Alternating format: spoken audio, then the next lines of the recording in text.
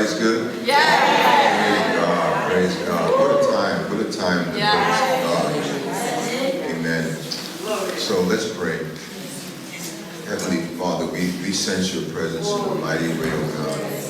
And we know that it's not only for this season, this time, Lord God, but as we travel, oh Father God, to our homes and our workplaces, oh Father God, that same presence that's here is going to be with us, oh Father God, because you are with us, Lord God. So we thank you, Lord. Help us to drink deeply right now, oh God, as we have been all weekend of your goodness and your grace. In Jesus' name, amen.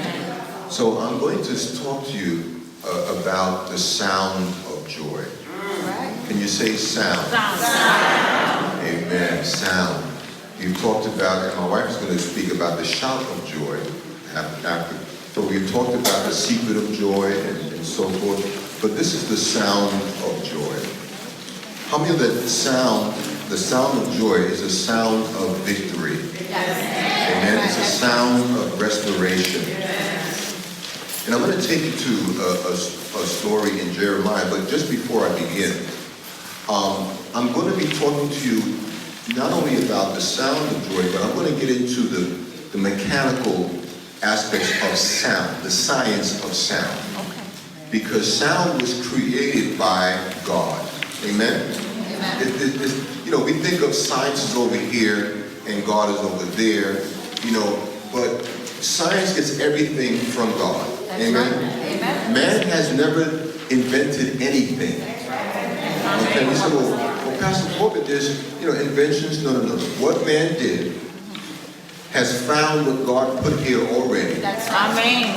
And with the wisdom of God, he just rearranged it to make something new.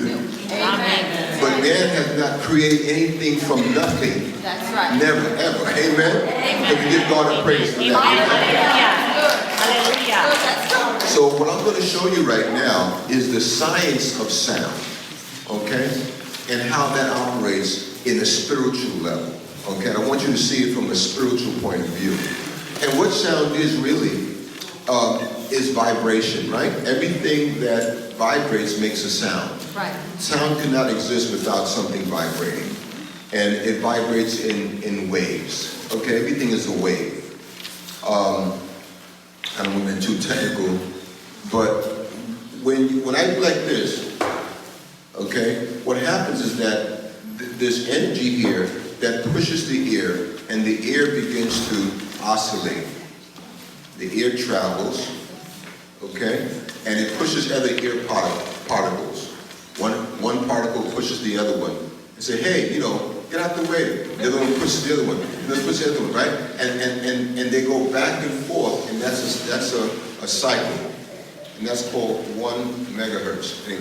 Anyway, by the time it gets to your ear, right, there's something in your ear that also vibrates because, and it picks up on the vibration of that, and it sends a message to your brain that says that I just hit a flat surface. So your brain interprets that.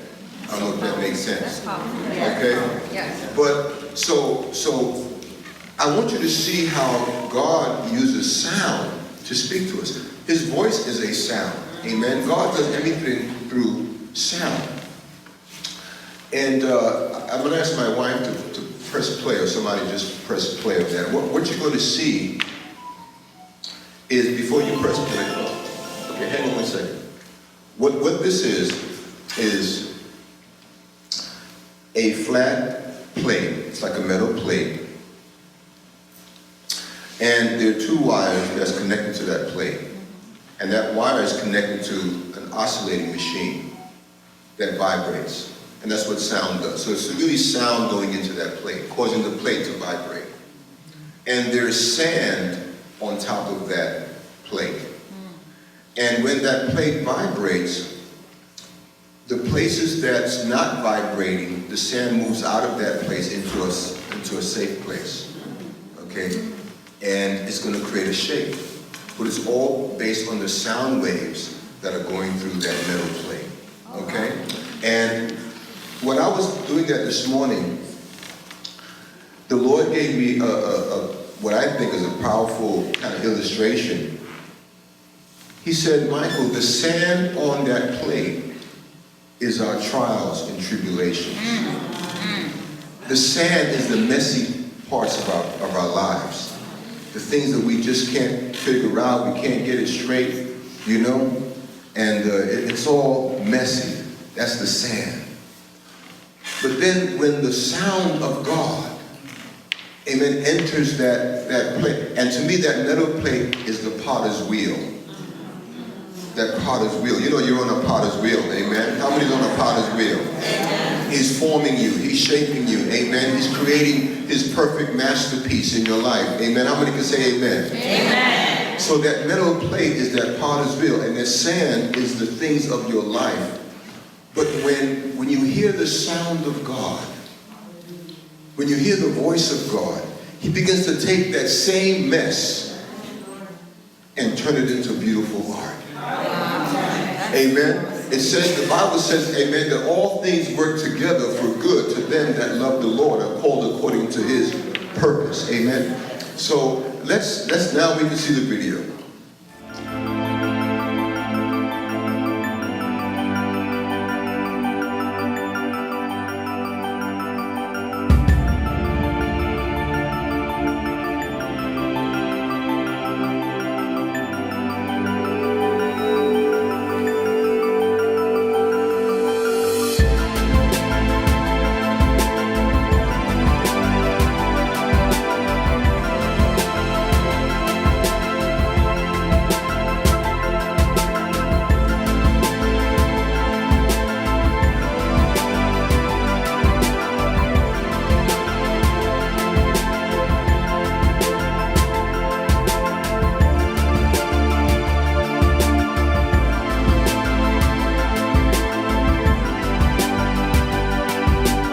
We are his workmanship created in Christ for good reason, for a good purpose, amen? And that's the purpose that he's doing in your life. You see, let's go to Jeremiah 33.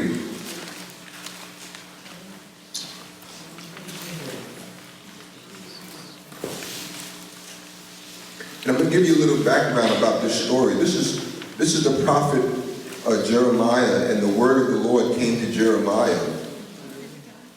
And he says, you say about this place, it is a desolate waste. Now this is Jeremiah prophesying to the nation of Judah. That is a desolate waste without people or animals. Yet in the towns of Judah and the streets of Jerusalem that are deserted, inhabited by neither people nor animals, they will be heard once more the sounds of joy and gladness. The voices of bride and bridegroom, and the voices of those who bring thanks offering to the house of the Lord, saying, give thanks to the Lord Almighty, for the Lord is good, his love endures forever. I will restore the fortunes of the land as they were before, saith the Lord. Now this took place when the prophet Jeremiah was actually in prison. And there was an invading nation coming against them. The Babylonians were coming against Jerusalem. And Zedekiah put Jeremiah in the royal prison for preaching the name of the Lord. See, Jeremiah was saying that the Babylonians are going to conquer you, and you should surrender because that's the will of the Lord, but that when you call upon God, he's going to rescue you. And the armies of Babylon had invaded Judah, and most of the people either fled or hid or ran or were taken captive. And you look at your situation, my situation, oh my goodness, that sounds like sometimes, you know, I feel deserted. I feel like this is a wasteland. But at the very moment of the darkest, deepest time where Jeremiah is in prison saying this, and sometimes we can feel that way, like we're in a prison almost. But it's in that time, in the darkest time, he gets a word from the Lord. He gets a word from the Lord. And it's a joy-filled word. And he says that the land will be inhabited once again. Amen. There's going to be commerce once again. There's going to be the sound of the bridegroom and the bride. Hallelujah. Once again. The the sound of restoration. See, to restore means to bring back, to return, to recover, to get back in order. God wants to restore joy to your life. Hallelujah. See, the kingdom of God consists of joy. The Bible says that the kingdom of God is not a matter of eating or drinking, but righteousness, peace, and in the Holy Ghost. So how many are in the kingdom of God? Amen. Amen. You've been born to the kingdom. So that means that the joy of the kingdom is in you already. Hallelujah. Hallelujah. Thank you, Lord. You don't have to search for it. You don't have to manufacture it. You don't have to create it. Amen. You don't have to get slain in the spirit and pray over for it. You already have it. Hallelujah. Come on, say, I have the joy of the Lord. I have the joy of the Lord. See, the sound of joy does not have its origin in the earth realm, but rather it echoes in the corridors of the celestial city of God. That's why it's the joy of the Lord. It's not the joy of Michael or the joy of you. It's the joy of the Lord. It resounds in the corridors of heaven. It fills all of the atmosphere of heaven. And since you are now a citizen of heaven, that same joy is inside of you. Thank you, Lord. What we have to do is that we have to just clear the glass. You know, sometimes the light is in there, but the glass is foggy. We got to just clean the glass so we can see the light. Hallelujah. Thank you, Jesus. Hallelujah. Thank you, God. Thank you, Lord. Luke 15:7 says, I say unto you that even there shall be joy in heaven, even when one sinner repents. Hallelujah. Heaven is filled with joy. At the birth of Jesus, the angels sang, hallelujah, singing hallelujah. Remember the three shepherds, they saw the sky open up and the heaven. Said, what's going on in heaven? They're having a party, hallelujah. In Revelation chapter 14, John says, I heard a sound from heaven like the sound of the cascading waters and like the rumbling of a loud thunder. The sound I heard was also like harpists playing on their harps. There's joy in heaven. There's music in heaven. Hallelujah. In Revelation 19:6, he said, and I heard a voice like a great multitude, and as the voice of many waters, and as the voice of mighty thundering, saying, hallelujah, for the Lord God omnipotent reigneth. Hallelujah. So there's music and sound and joyous sound in heaven. And when these sounds are heard in heaven, they result in worship and praise. It was because of joy that Jesus was able to endure the cross. Think about that. All that he went through, the suffering, the pain, the agony, the ridicule, all that, he had joy in his mind. He said, oh, I can't wait. I'll go through all I have to go through because I have joy that's waiting me. Hallelujah. Hallelujah. And the joy that he was having was that he was going to be able to bring us all into heaven. Hallelujah. Amen. Amen. You're the joy of Jesus. Hallelujah. Come on, turn to your neighbor and say, neighbor, you're the joy of Jesus. So if you're the joy of Jesus, then why don't you have joy? Amen. You're the joy of Jesus. Hallelujah. God wants us to walk in continuous joy. He wants to envelop you, to fill you, to surround you, to infuse you with the sound of joy. He wants you to sound like heaven. Oh, come on, somebody. He wants you to sound like heaven. When you talk to your neighbor, when you talk to your supervisor, when you talk to your co-worker, when you talk to whoever, you are to reflect the sound of heaven. Hallelujah. The Hebrew word for joy. You know, I love the language of Hebrew. Not that I've studied it, but I desire to study it, really. I mean, when I really kind of like one day I'm saying, Lord, because it's a very illustrative language. The letters represent pictures. You know, it's like each letter means a whole lot. And so when you look at there's four letters that represent the word joy in Hebrew. It's Sin, Mem, Shet, and Hai. I'm sure I'm pronouncing them. I'm mispronouncing them. Okay, but they each represent a picture. One is of a house. one is of water, and one is of a flame, and so forth. And when you put the pictures together, they have a story. And this is what it means, the word joy in Hebrew. It's called simcha. Simcha, the word of joy in Hebrew. And it means this: you are separated from this world and delivered from the one who could destroy your life. Nothing can harm you because the blood speaks. You are purified, delivered from all your enemies. You will drink deeply God's healing water and be refreshed. Elsewhere there is chaos, but in your house you will find peace and safety. As you raise your hands and worship Yahweh, He will reveal His heart to you and heal you. Oh, thank you, Jesus. That's what the word joy means, hallelujah, in Hebrew. Okay. The word joy in Hebrew means this: you are separated from this world and delivered from the one who could destroy your life. Nothing can harm you because the blood speaks. You are purified, delivered from all your enemies. You will drink deeply God's healing water and be refreshed. Elsewhere there is chaos, but in your house you will find peace and safety. As you raise your hands and worship Yahweh, He will reveal His heart to you and heal you. Hallelujah. Somebody say amen. Amen.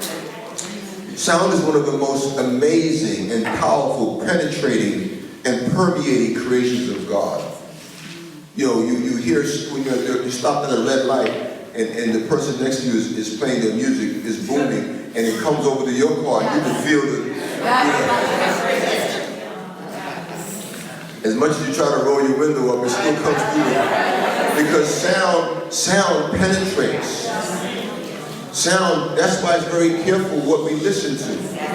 Now, just as sound is a tool of God, a creation of God, how many of the enemy uses sound too? Yes. He always tries to hijack whatever God does. He tries to copycat, but use it for evil and not for good. So we have to be careful what sound we allow to come into our spirit. Amen. Yes. Because just as the sound of God produces a beautiful tapestry and beautiful artistry, the sound of the enemy produces chaos and ugliness and sickness and death. Amen. But I'm here to tell you, now there's another video on there. There should be another one on there. It's queued up. No, not that one. Yeah, there you go. Click that. Yeah. Now, hold on. So, this gentleman is going to talk about a resonant sound wave. Each of us have a resonant sound wave in us, okay? Everything has a resonant sound wave. So when you hit this, or a piece of metal, it's going to create a certain pitch. Now, there are people who have what they call perfect pitch. I don't have perfect pitch. There's a lot of musicians in the world that have perfect pitch, but very, very few. Out of a crowd like this, one may have perfect pitch. And what is that? That means that if you stand up and sing Amazing Grace, Amazing Grace, how sweet the sound, right? I don't know what key I'm in right now. I could be in D, I could be in F, I could be in G. I'd have to go to the piano and listen, and like if you're singing it, I would have to kind of fish for the note that matches your tone. Now, I've been playing most of my life. I could do that in a nanosecond. Bam, I already got you, right? But I still have to do it. Right. But people who have perfect pitch don't have to do that. It's in their head. They know when they're singing E flat. Yes. When I was in college, I used to walk down the hall. I was in the music department in Bronx Community. And I used to walk down the hall with a guy named John Robinson. He had perfect pitch. And we would walk down the hall, and the bell would ring for the next class to start. And he'll say, "Oh, B flat." And so when we have a resonant pitch, and when there's a corresponding pitch that's oscillating at a certain frequency that matches that pitch of the thing, right? It begins to create something that can destroy that thing. It shatters that. You ever seen somebody sing that shatters glass? Okay, because now this video is about that, and then I'm going to explain how God uses that. So, play it from where it is. I don't know if I passed it or not, but hit play. And turn it that killed this many cancer cells. Okay, go back. It would be a home run. Go back. Go back. So you went all the way to the beginning. Okay. Your brainwaves. Go back. Music like this. Pleasant music, but that had a very specific rhythmic structure Are you in the same videos? that would allow me to help you go to sleep, help for the principle of entrainment in physics, how one That's a different video. rhythmic vibrating object will synchronize with another. And so I used that idea and started creating music to affect your brainwaves. Music like this. Pleasant music, but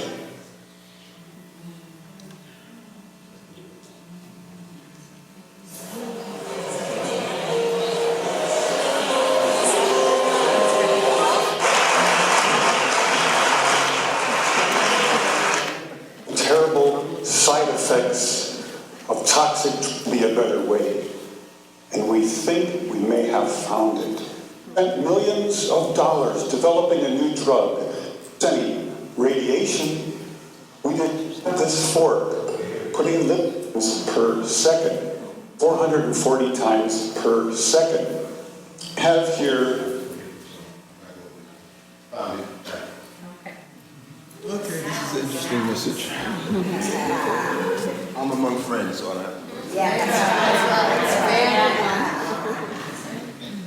You can only do this when you're among friends. Amen. Okay, so let's listen to this carefully, then I'll talk to you about it. Go ahead.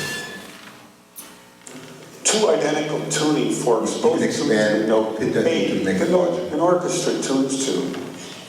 These forks are both made to vibrate 440 times per second. We say their frequency is 440 hertz. If I tap this fork, putting little pulses of energy into it, the second fork will also vibrate in sympathy. And if I silence this fork, we just may hear the other singing its tone. Okay, now stop. Hold it for a second. We say that I'm inducing a sympathetic. Okay, sympathetic resonance. Because the other pitchfork that he wasn't hitting has within it already a certain frequency. It's made to at 440, which on the piano may be the A or B, I'm not sure.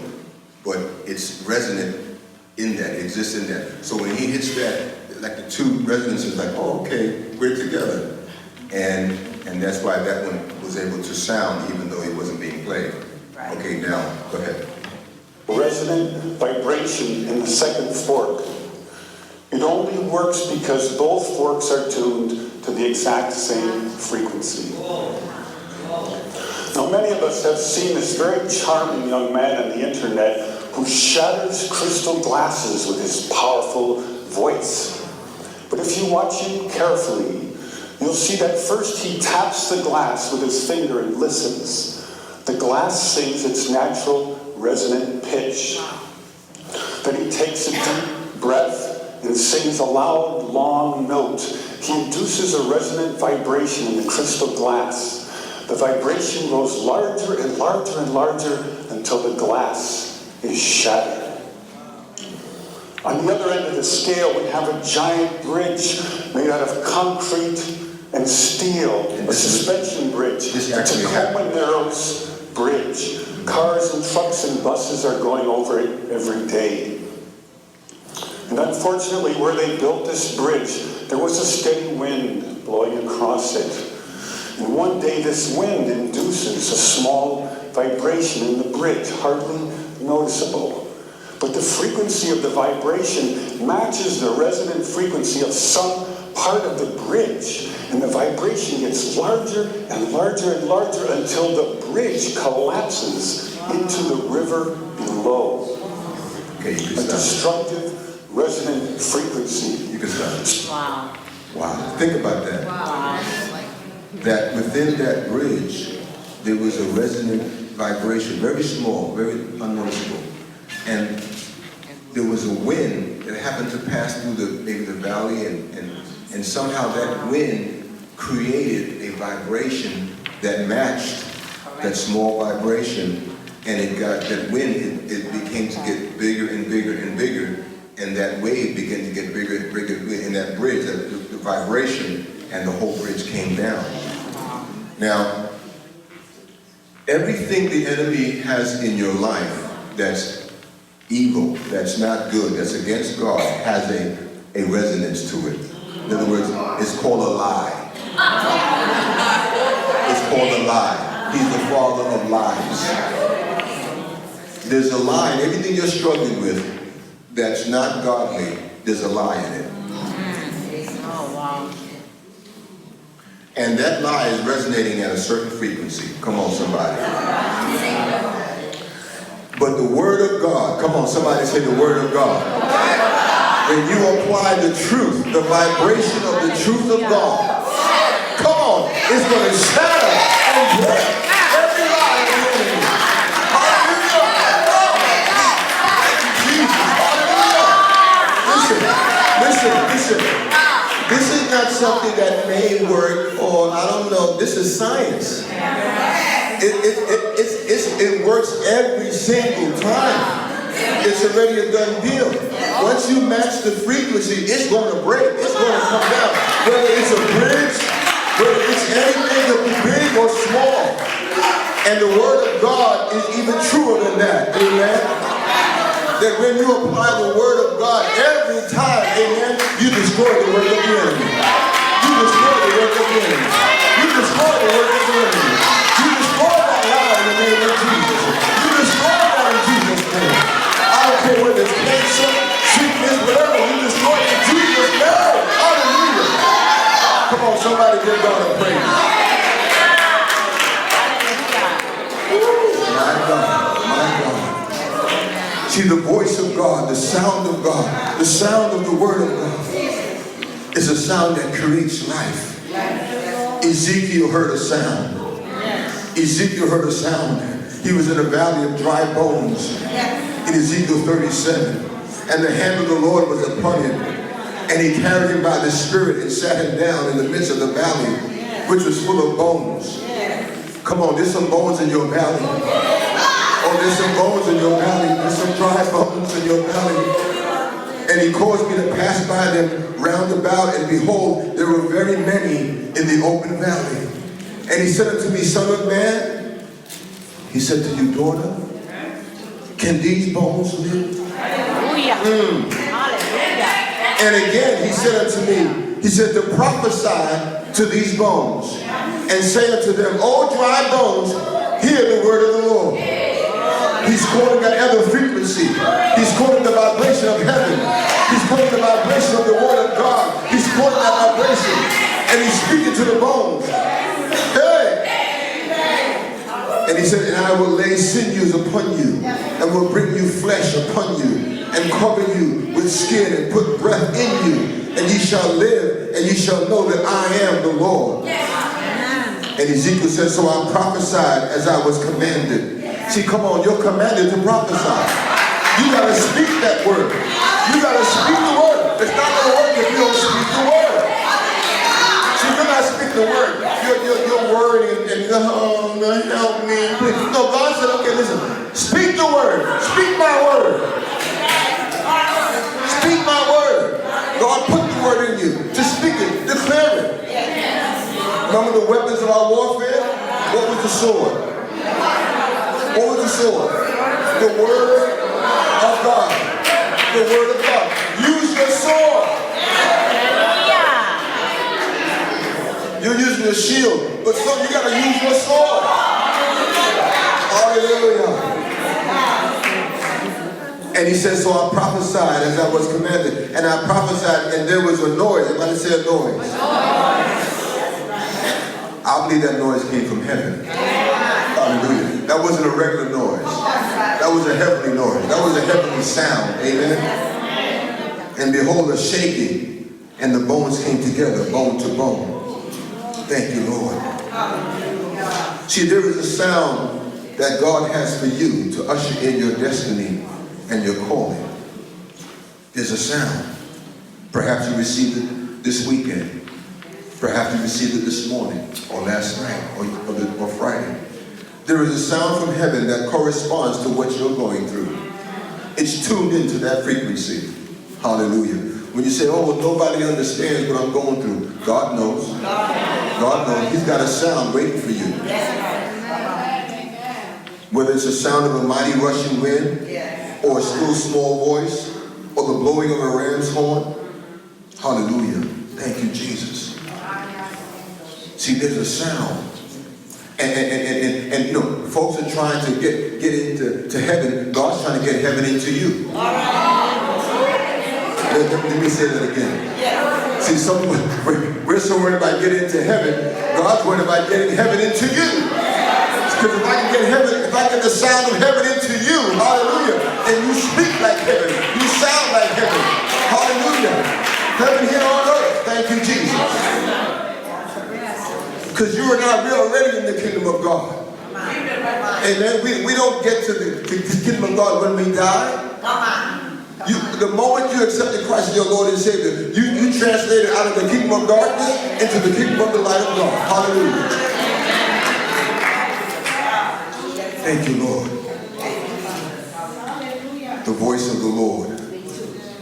It was the voice of God that created the universe, the stars in the heaven.